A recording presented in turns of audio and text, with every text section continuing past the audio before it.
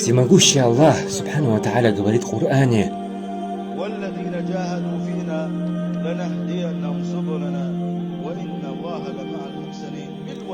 кем бы ни являлся тот, кто пытается добиться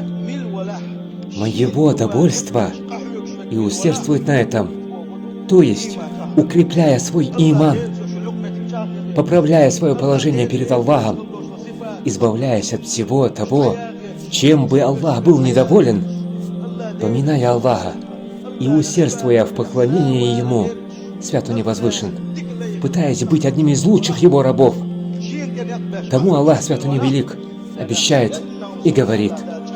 я наставлю его на этот путь, и облегчу ему эту дорогу, я приукрашу ему этот путь и приближу его к себе, даровав ему совершенный иман, говорит всемогущий Аллах, Субхану ва Тааля.